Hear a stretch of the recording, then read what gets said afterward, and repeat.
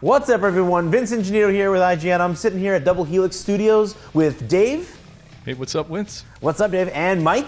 How's it going? Doing great, Mike and Dave. What do you guys do over here at Double Helix? What do you guys do for them? I'm the design director, so sort of work on the gameplay, designing all the characters, and making it all fun. I'm the lead producer on the project, so I make sure Dave does his job and that we put out the most awesome game that you've ever played. Cool. Awesome. Well, you guys are doing a pretty good job so far. I liked Killer Instinct quite a bit when I reviewed it for IGN.com, that website that you might have heard of. But today, we're looking at the new character just revealed on your reveal trailer, Spinal. Really exciting, classic character. A lot of people love him. So we're gonna watch some matches and we're gonna dig in with you guys about how he came to be and what kind of typifies his playstyle. So Dave, like first up, if you could describe, like in an overall general sense, like how does Spinal play? What is his style? What does he do? So I consider him sort of a mix-up character. He can mix you up from different ranges and different types of mix-up. And what we'll see is his mix-up is dependent on whether he has skulls or not. So when he has skulls, he can sort of impart his will in a very strong way. Cool. And when he doesn't, he has to sort of rely more on his run and other sort of tricky things to try to build up skulls. So. Awesome. So how does so are the skulls part of his is that instinct or no? No, so the skulls are a brand new resource. So this is the first character with his own unique resource. Oh, very cool. So Mike, why don't you throw a fireball or two? So here we can see one of the ways. This is called Power Devour. It comes back from the previous game. So this can absorb any special move. So do a wind kick, Mike. Any special move gets absorbed and I get skulls. And once I have the skulls, I can use them in a variety of ways. The most obvious ways are the fireballs. And here you'll see some of his mix-up potential. He's got a low fireball, which nice. you have to block low. Oh, so you have to block that low. So it's a ranged low. I was walking back, and that's a mistake if I see this fireball coming. If I'm going to get hit with a low. I'm going to have to block low. And it's so slow. He can follow that up really easily. Yeah. And then the other part of that mix-up is he's got the overhead fireball. Oh, my God. So, and then the third fireball he's got is the medium. And this is sort of the average fireball, but what's great about it is it's plus on block. So you can sort of do little frame traps off of it. Sure. Like so at point blank range, you mean it's plus on block. Exactly. Yeah, which is pretty rare for projectiles. Yeah. Usually they're very minus up close.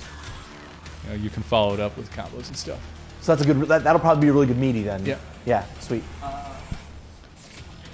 So all right. So anything else you can do with the skull resource, or is it just the fireballs? Absolutely. There's something really cool. So Spinal's got a couple special moves, which we'll go into in a bit. But when you have skulls, the heavy version of it, whether it's punch or kick, will gain a unique property when you have skulls. So it gives them even more utility. And my favorite one is the back teleport, which is the heavy kick teleport. When you do it and you have a skull, you can cancel the end of the teleport recovery into another special. So for people who aren't as familiar with that, what it basically does is it makes moves better. Your teleport becomes even better when you have skulls. Sure, that's sick, because usually a lot of the times a teleport's utility is based almost entirely on whether or not you can create a situation where they're already going to want to block or where they're already kind of locked down. But this makes it so that you can basically use the teleport willy-nilly as an offensive tool, because you can go right into a special. Yeah. And also, I think, God, he has teleports. Teleport with a slow projectile like that is so strong. Like the mix of possibilities are so huge.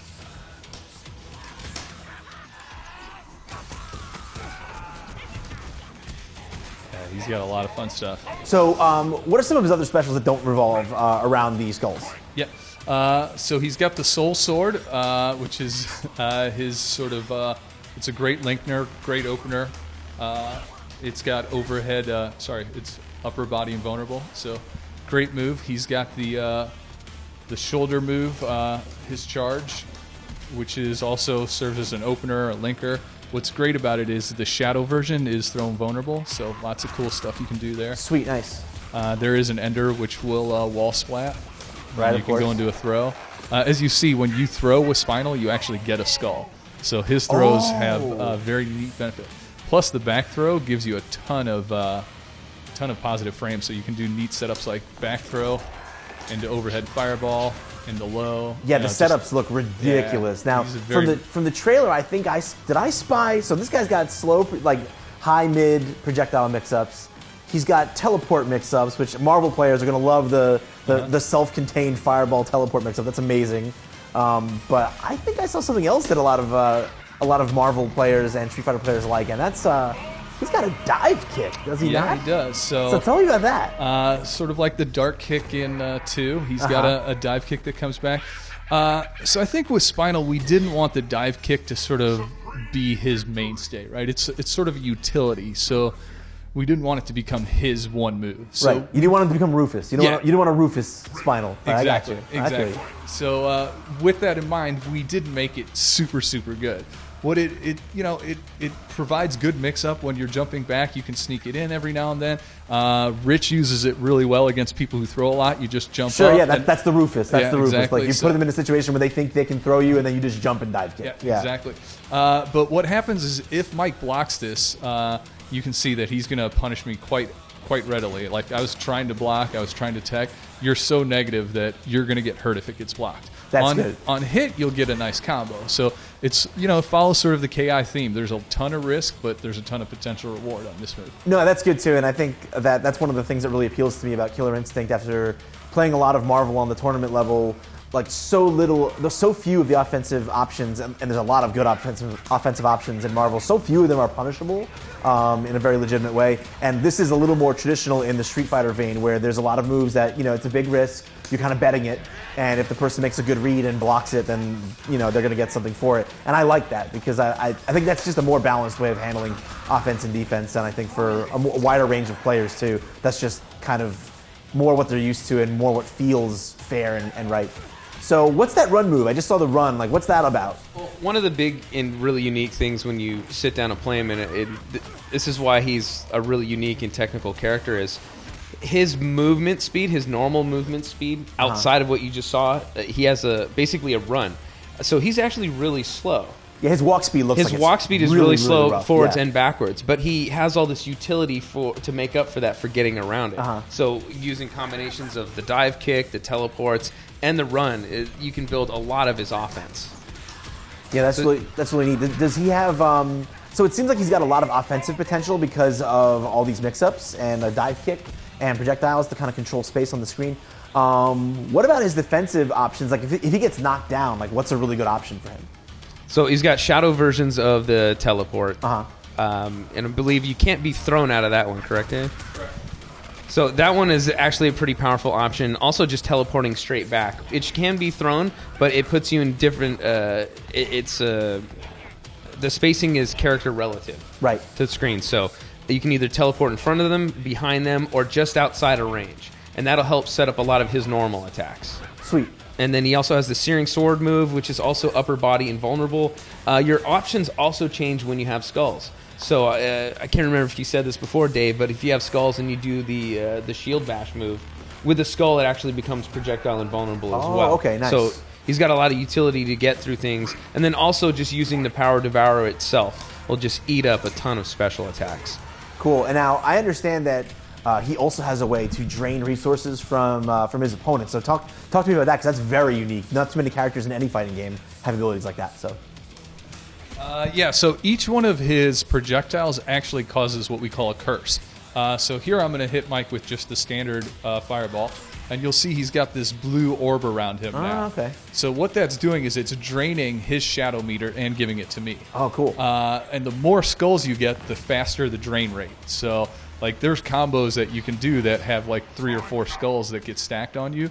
Your shadow meter basically just depletes, and you just see it sucking down. It's super cool. That's awesome. And it seems like it would also have some degree of defensive utility too, because in a roundabout way, because if people are always short on resources, I feel like that means they're going to want to do battery enders a little bit more, which is the opportunity cost. They can't do a damage ender. Yeah, absolutely. Right. So that's very, very, very neat. And Mike, if you want to block for just a second, I'll show you the other curse that he's got, which is really cool.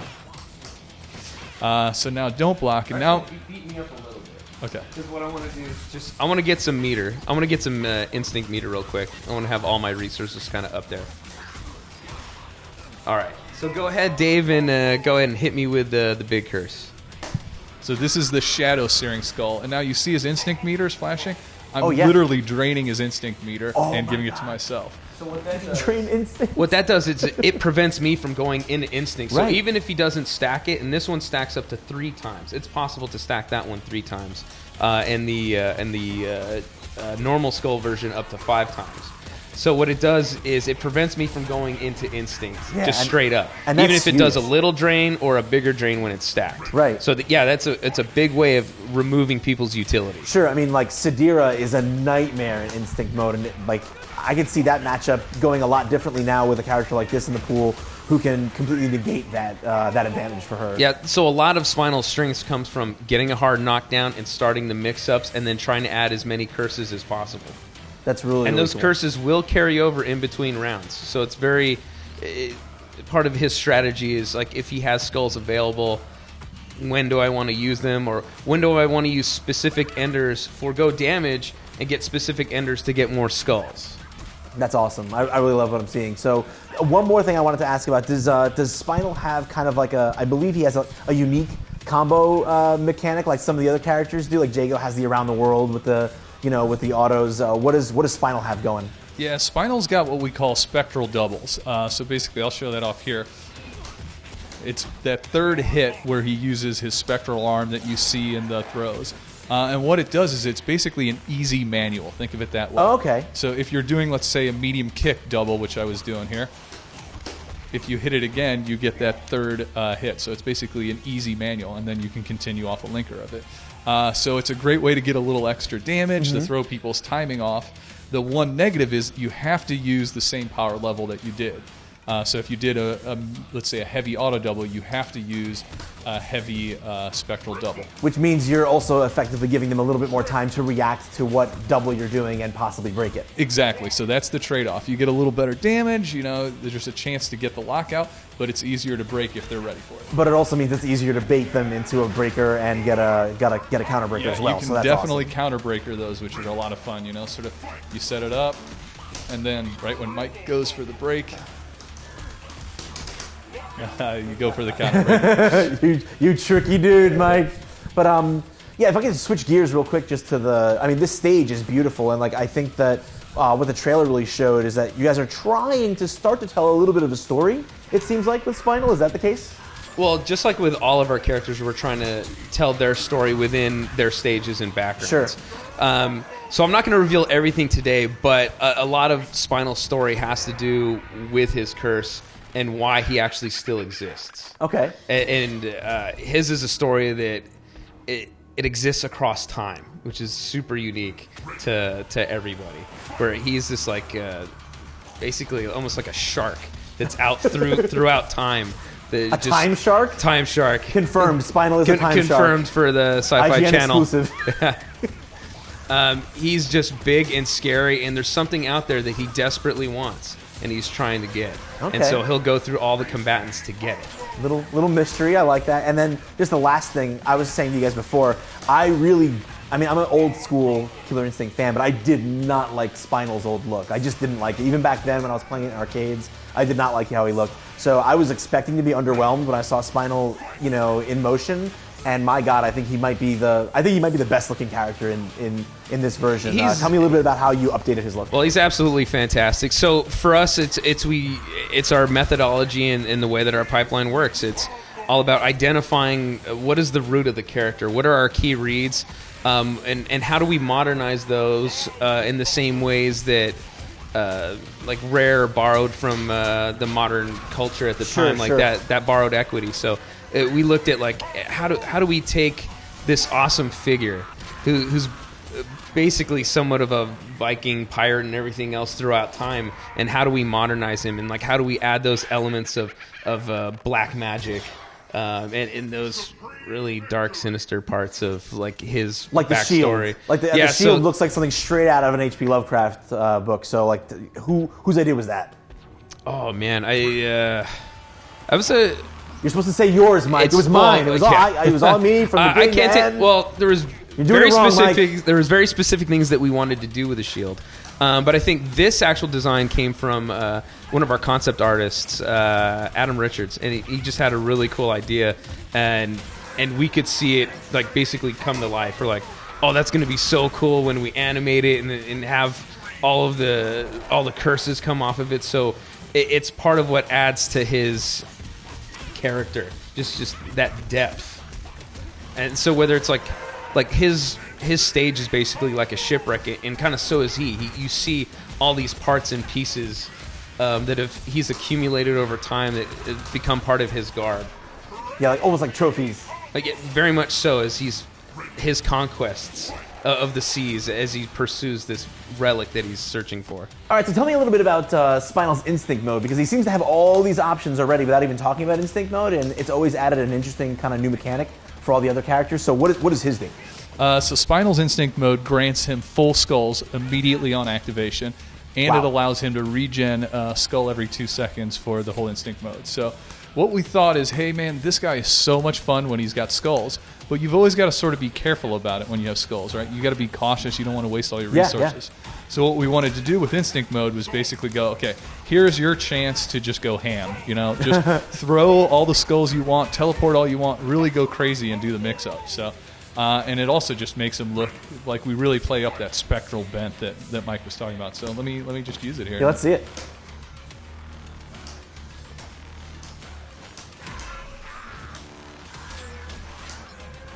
Oh my god, he looks like such a terrorist too, because with a skull he can cancel his teleport into his special, right? Yep. So yeah, I can see like normally you'd have to use like some of these mix-ups really sparingly, but I can see you just mixing up into mix-up into mix-up into mix-up like all day. How long does his instinct last? It seemed like it was fairly long. His instinct is standard 15 seconds, like all the other characters. Okay. But the really unique thing is because of the way his curses work, he can actually extend the length of his instinct mode. So he's a real bastard. Oh, that's right, because he can drain the instinct meter. So if you keep stacking that curse, then he can just keep getting it back. Basically, he's power hungry, so he's just going to keep just basically sucking you dry for every resource that you have if he can. Is that going to lead to some crazy ultras? Well, it leads to instinct mode lasting. Like Rich has a 3 instinct combo. I was going to say, yeah. where you get 3 curses in, and you can basically keep your instinct mode going as long as you don't get hit. One thing we didn't mention was that if you get hit, the curses go away. Wow, that's sick. Well, thanks a lot, Dave, for answering my questions about that, and for everything about Spinal. Be sure to keep it locked right here to IGN.